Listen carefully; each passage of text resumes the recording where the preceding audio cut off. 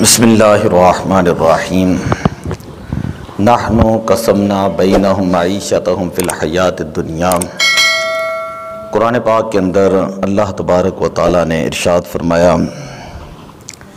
بے شک ہم نے لوگوں کے درمیان معیشت کو تقسیم کر دیا ہے۔ انتہائی اہم دو تین باتیں میں کرنے لگا ہوں۔ آج کے دور کے اندر ہر بندہ یہ چاہتا ہے کہ اللہ تعالیٰ اس کو وسیع رزق عطا فرمائے، تو اس کے لیے چند ایک باتیں ضروری ہیں۔ جو لوگ کہتے ہیں کہ ہم بڑے غریب ہیں، اور کوئی ایسا وظیفہ بتائیں کہ جس سے رزق کے اندر برکت آ جائے۔ پہلی بات جو تقدیر کی ہے وہ یہاں پر اللہ نے قرآن کے اندر بیان کی ہے، وہ ذہن کے اندر رکھ لیں کہ نحن قسمنا بینہم معیشتہم فی الحیات الدنیا، کہ ہم نے لوگوں کے اندر رزق کو جو ہے وہ تقسیم کر دیا ہے۔ کسی کو اللہ نے زیادہ رزق دیا، کسی کو اللہ تعالیٰ نے کم رزق دیا ہے۔ یہ اللہ کی تقدیر ہے، اور اللہ کی تقدیر پر بندے کو راضی رہنا چاہیے۔ جس حال کے اندر اللہ بندے کو رکھے تو بندے کا کام یہ ہے کہ اسی حال میں راضی رہیں، اور اپنی زبان کے اوپر کبھی شکوے کے الفاظ، شکایت کے الفاظ اپنی زبان کے اوپر نہ لے کر آئیں۔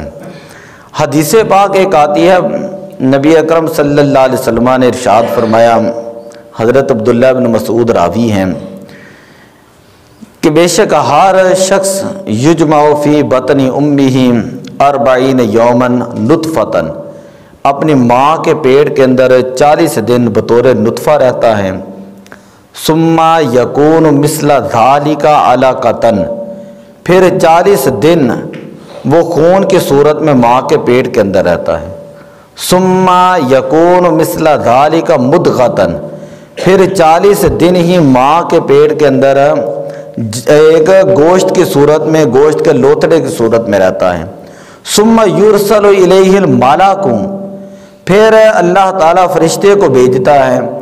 فیؤمر باربع کلمات، اور اللہ تعالیٰ فرماتا ہے 4 باتیں جو ہے اس کے لیے لکھ دو۔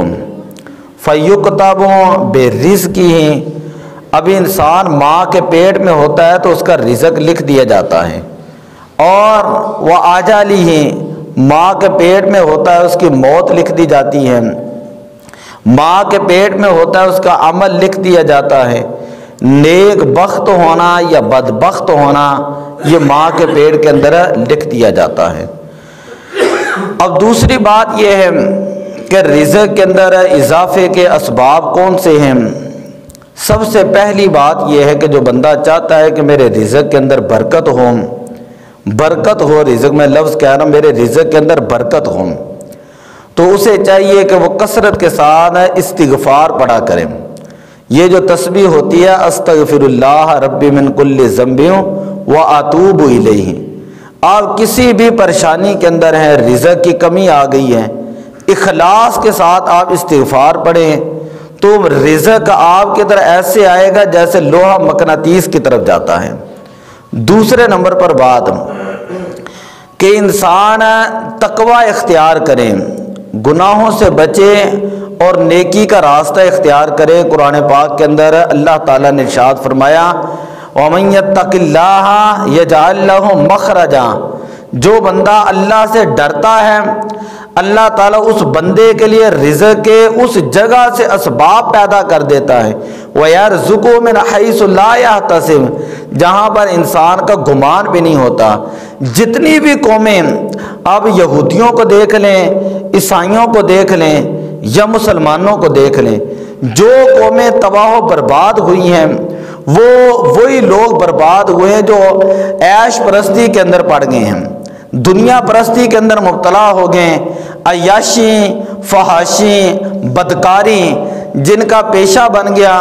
یہ ضروری نہیں کہ وہ مسلمان ہو تو تب بھی ہے، وہ خواہ یہودی ہو خواہ عیسائی ہو، خواہ وہ مسلمان ہو کسی قوم سے بھی ہو، یہ اللہ کا وعدہ ہے۔ جب بندہ گناہ کرتا ہے نا تو وہ اللہ تعالیٰ کی غیرت کو للکارتا ہے۔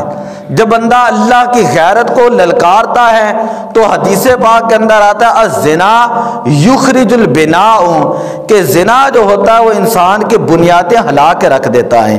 تو اس لیے دوسرے نمبر پر بات یہ ہے کہ انسان نیکی کرے جتنی بھی ہو سکتی ہے، یعنی کہ بہت زیادہ ہو، جتنی بھی کرے، جتنی نیکی کرنا ضروری ہے اتنا ہی انسان کا گناہوں سے بچنا بھی ضروری ہے۔ جو بندہ گناہوں سے بچتا ہے اللہ تعالیٰ اس کو غیب سے رزق عطا کرتا ہے۔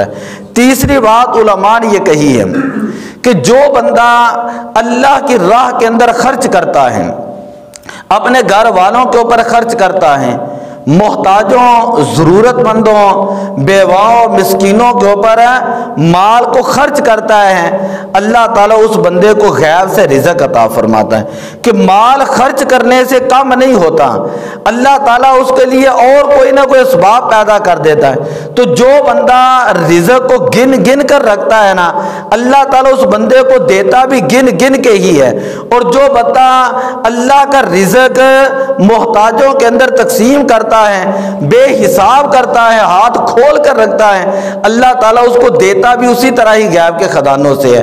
بڑی مشہور ایک روایت ہے حضرت موسیٰ علیہ السلام کے دور کے اندر، ایک شخص نے کہا کہ موسیٰ آپ اللہ سے باتیں کرتے ہیں روز، اب جا کر پوچھ کے تو آئیں کہ ہمارے مقدر میں کتنا رزق باقی رہ گیا۔ حضرت موسیٰ علیہ السلام گئے تو اللہ تعالیٰ نے فرمایا کہ موسیٰ اس بندے کو کہہ دیں کہ یہ جو میاں بیوی ہیں ان کے لیے 1 مہینے کا راشن باقی ہے، بس ان کے مقدر میں صرف 1 مہینے کا رزق ان کی زندگی کے لیے باقی ہے۔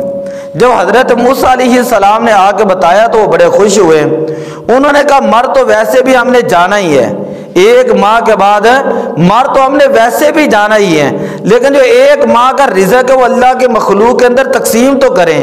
وہ خود بھی کھاتے تھے اور وہ رزق اٹھا کر غریبوں کو، محتاجوں کو تقسیم بھی کرتے رہیں، بے حساب تقسیم کرتے رہیں۔ 1 سال گزر گیا، ان کو نہ موت آئی نہ ان کا رزق کم ہوا۔ حضرت موسیٰ علیہ السلام جا رہے تو اسی شخص نے کہا کہ اللہ سے پوچھ کے میرا رزق کتنا باقی ہے؟